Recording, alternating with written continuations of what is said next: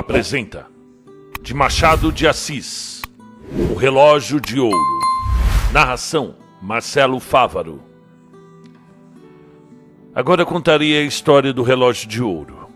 Era um grande cronômetro, inteiramente novo, preso a uma elegante cadeia. Luiz Negreiros tinha muita razão em ficar boquiaberto quando viu o relógio em casa. Um relógio que não era dele, nem podia ser de sua mulher. Seria a ilusão dos seus olhos? Não era.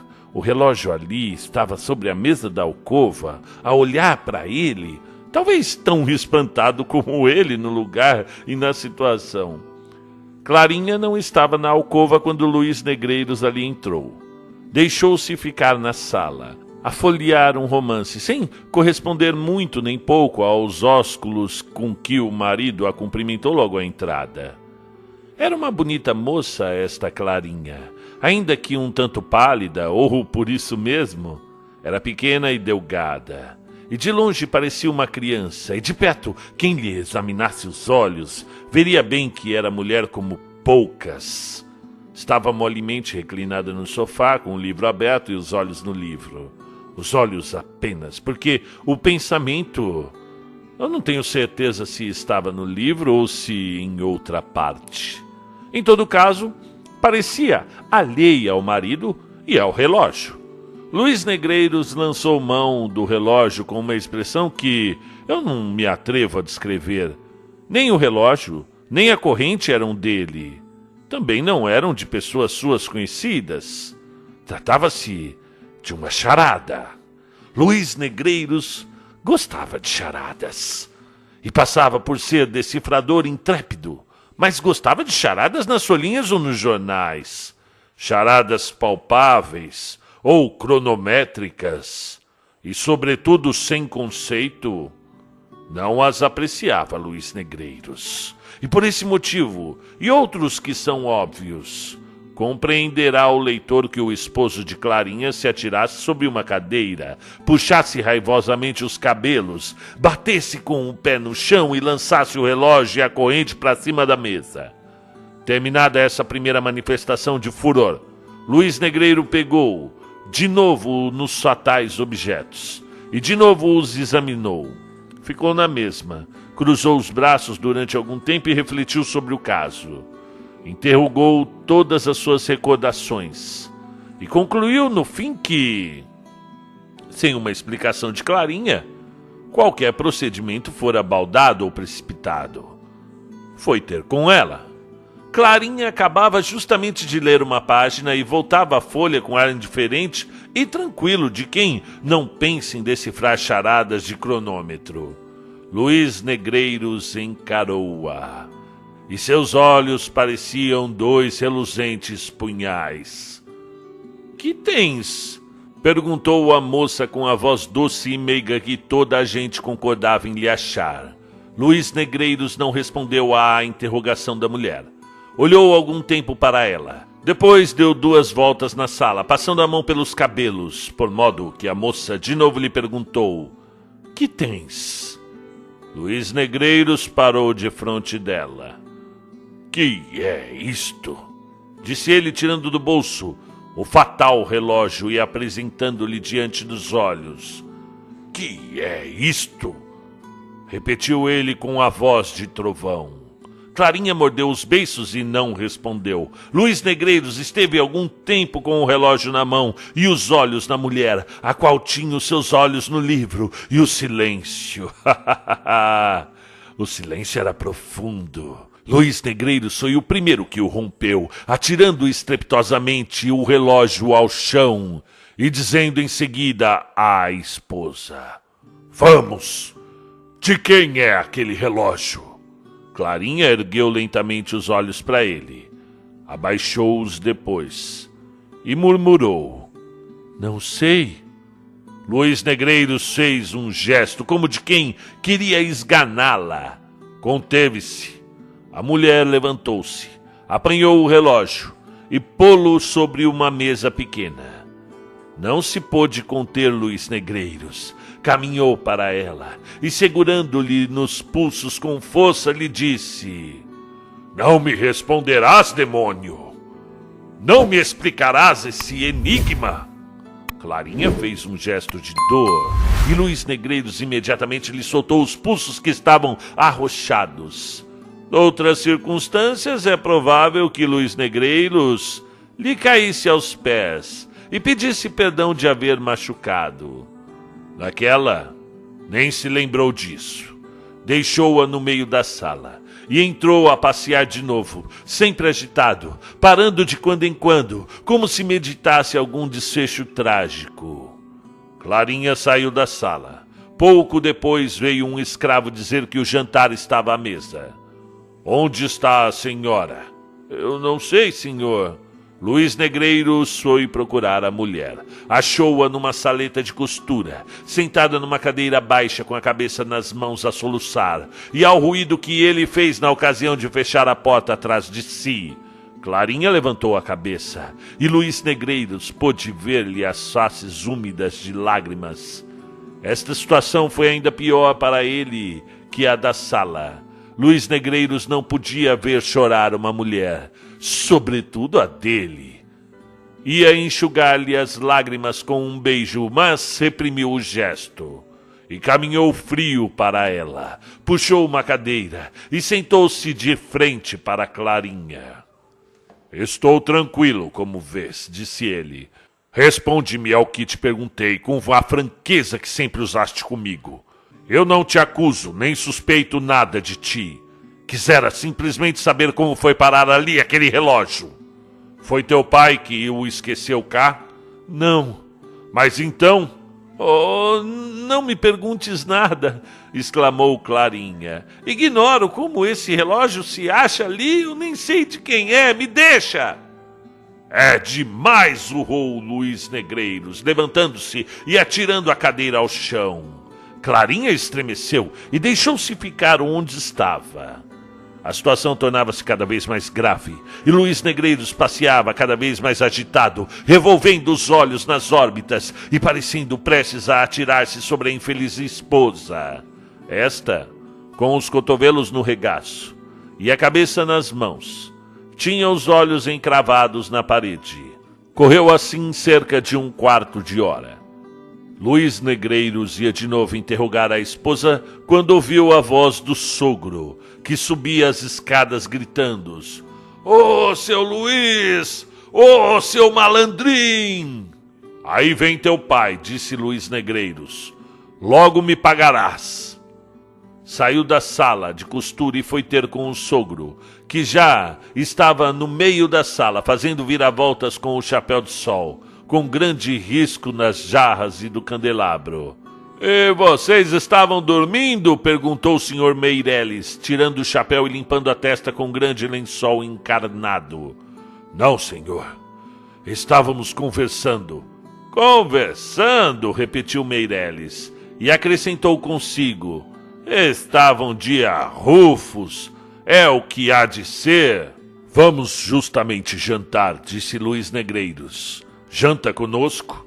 Eu não vim cá para outra coisa, acudiu Meireles. Janto hoje e amanhã também. Não me convidaste, mas é o mesmo. Não o convidei? Sim. Não fazes anos amanhã? Ah, é verdade. Não havia razão aparente para que, depois dessas palavras ditas com um tom lúgubre, Luiz Negreiros repetisse, mas dessa vez com um tom descomunalmente alegre. É verdade. Meireles, que já ia pôr o chapéu num cabide do corredor, voltou-se espantado para o genro, em cujo rosto leu a mais franca, súbita e inexplicável alegria. Está maluco? Disse baixinho Meireles. Vamos jantar, bradou o genro, indo logo para dentro, enquanto Meireles, seguindo pelo corredor, ia ter à sala de jantar. Luiz Negreiros foi ter com a mulher na sala de costura, e achou-a em pé, compondo os cabelos diante de um espelho. Obrigado, disse. A moça olhou para ele admirada. Obrigado, repetiu Luiz Negreiros. Obrigado e perdoa-me. Dizendo isso, Procurou Luís Negreiros abraçá-la, mas a moça, com um gesto nobre, repeliu o afago do marido e foi à sala de jantar. Tem razão, murmurou Luís Negreiros. Daí a pouco achavam-se todos à mesa do jantar, e foi servida a sopa, que Meireles achou como natural de gelo. Ia já fazer um discurso a respeito da incúria dos criados, quando Luís Negreiros confessou que toda a culpa era dele, porque o jantar estava há muito na mesa. A declaração apenas mudou o assunto do discurso, que versou então sobre a terrível coisa que era um jantar requintado. Que ne valut jamais rien. Meireles era um homem alegre, pilhérico, talvez frívolo demais para a idade, mas em todo caso interessante pessoa. Luís Negreiros gostava muito dele e via correspondida a essa afeição de parente e de amigo. Tanto mais sincera quanto que Meireles só tarde e de má vontade lhe dera a filha. Durou o namoro cerca de 4 anos, gastando o pai de Clarinha mais de dois em meditar e resolver o assunto do casamento. Afinal, deu a sua decisão, levado antes das lágrimas da filha que dos predicados do genro, dizia ele. A causa da longa hesitação eram os costumes pouco austeros de Luís Negreiros. Não os que ele tinha durante o namoro, mas os que tivera antes, e os que poderia vir a ter depois.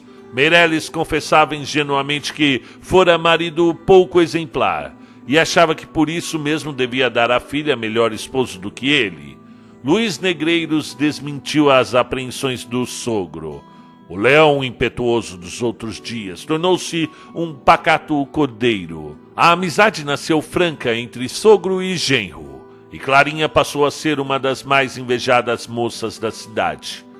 E era tanto maior o mérito de Luís Negreiros quanto que não lhe faltavam tentações.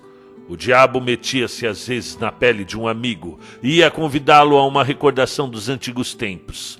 Mas Luís Negreiros dizia que se recolhera a bom porto e não queria arriscar-se outra vez às tormentas do alto mar. Clarinha amava eternamente o marido e era mais dócil e afável criatura que por aqueles tempos respirava o ar fluminense. Nunca entre ambos se dera o menor arrufo. A limpidez do céu conjugal era sempre a mesma e parecia vir a ser duradoura. Que mau destino lhe soprou ali a primeira nuvem. Durante o jantar, Clarinha não disse palavra, ou poucas dissera ainda assim, as mais breves em tom seco. Estão de arrufo, não há dúvida, pensou Meireles ao ver a pertinaz mudez da filha. Ou a arrufada é só ela, porque ele me parece bem lépido. Luís Negreiros efetivamente desfazia-se em todo em agrados, mimos e cortesias com a mulher, que nem sequer olhava em cheio para ele. O marido já dava ao sogro a todos os diabos, desejoso de ficar a sós com a esposa, para a explicação última que reconciliaria os ânimos. Clarinha não parecia desejá-lo, comeu pouco e 2 ou 3 vezes soltou-se-lhe do peito um suspiro.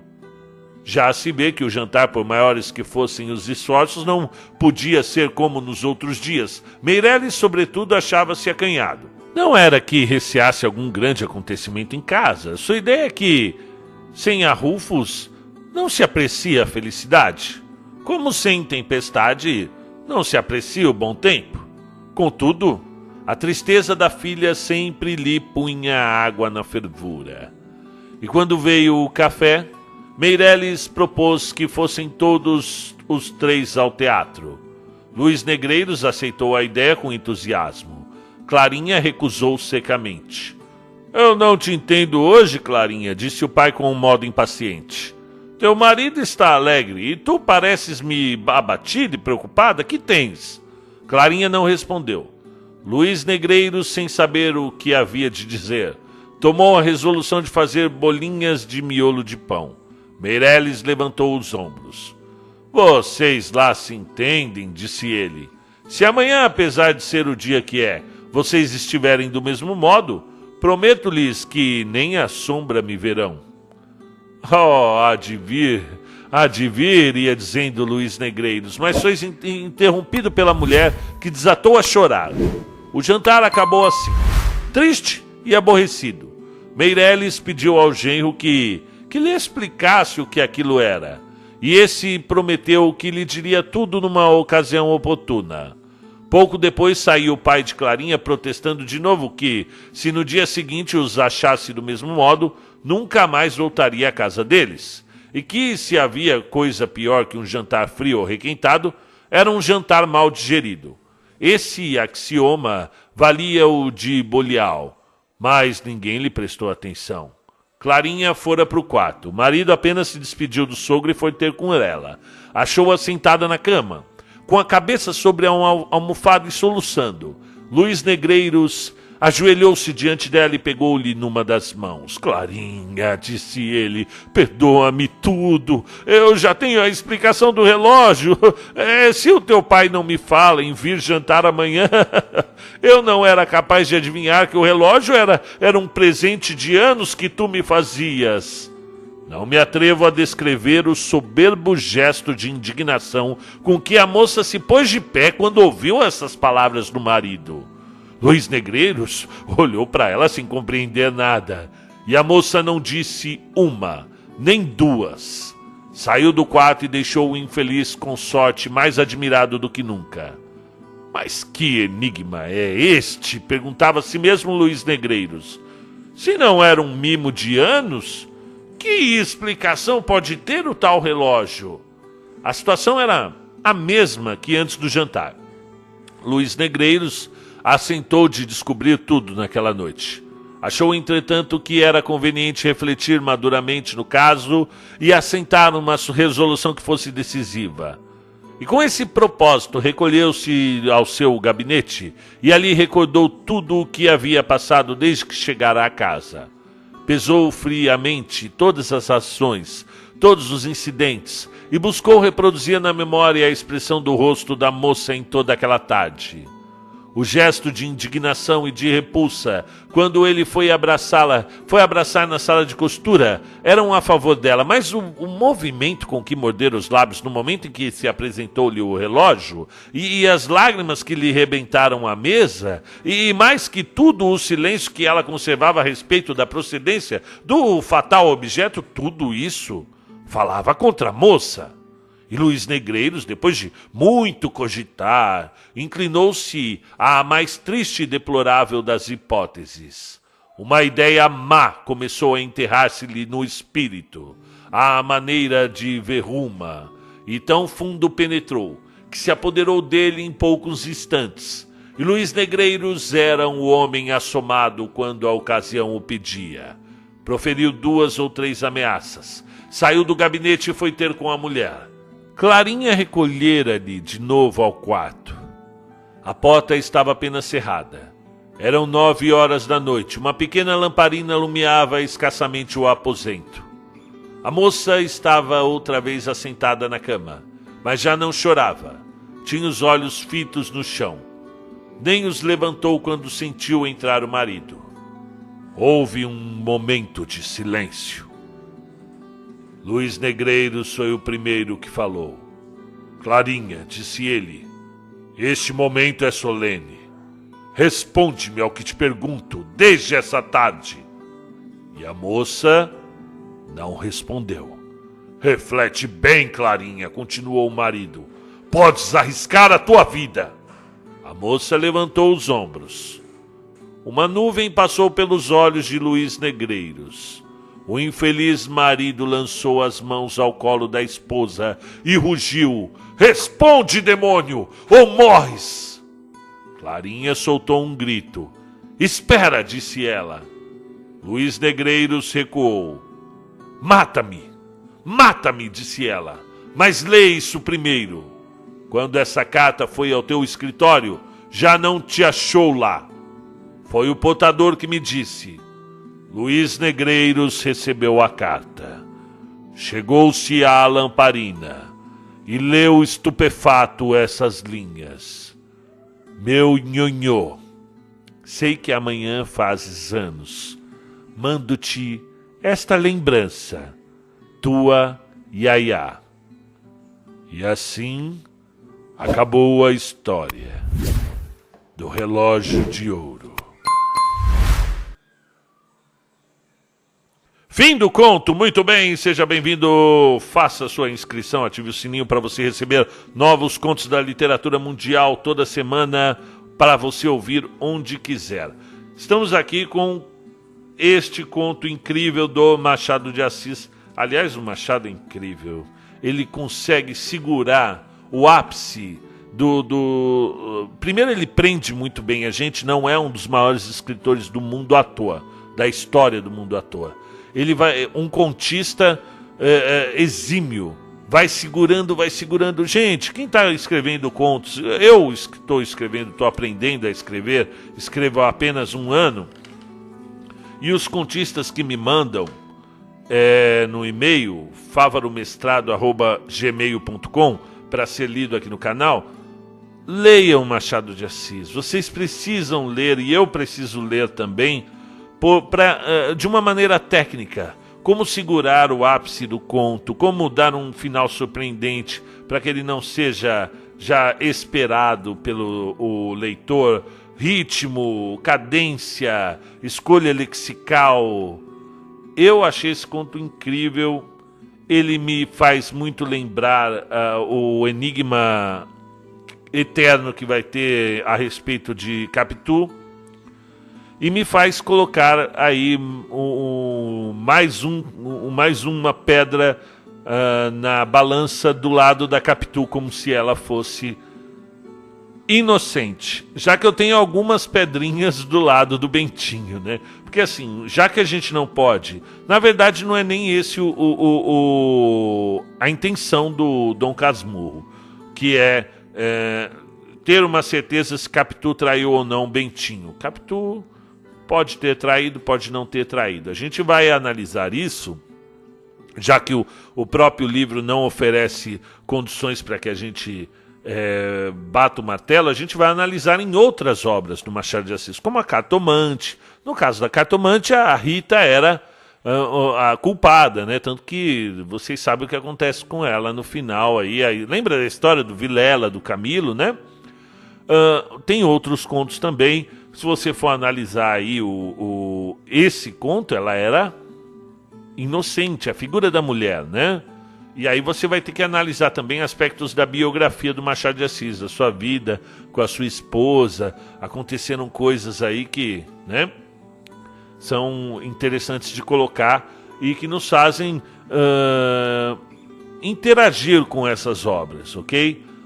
Neste caso aqui, aparece um relógio de ouro na casa do sujeito, ali no escritório, e ele, ai caramba, de quem é esse relógio, né?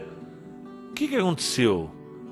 Só pode ter sido do Ricardão. Ricardão veio aí na minha casa, largou um relógio aí, eu vou matar minha esposa. E aí no final quem era o culpado era ele mesmo, hein? Puxa vida. O Machado de Assis, mas você é muito gênio mesmo, viu? Que construção maravilhosa, que conto incrível, valeu muito a pena, viu? Então é isso, você que está chegando agora, é interessante que você se inscreva, siga a gente no Instagram, tem um conteúdo bem particular, bem diferente aqui do canal. Lá no Instagram você vai ter os bastidores das gravações dos vídeos, dos áudios, ok? Então é isso, um grande abraço a todos vocês, tenham uma ótima semana.